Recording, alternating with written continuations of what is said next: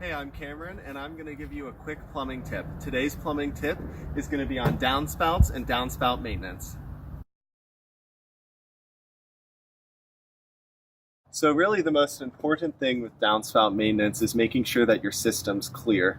So that's really two parts. If your home has a drain guard, that would be the primary one, and then the secondary one is making sure your gutters are clear.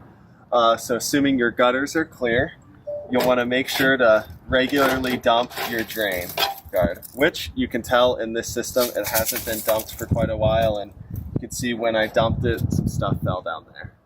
So because this drain guard hadn't been cleared in a couple years, some leaves and stuff got down in there and actually caused a clog down in there. So what happens is when it rains, it's backing up, and that's really not what you want. So because this is Schedule 40, you actually have two options. In most systems, it'll be Schedule 35, and you only have one option.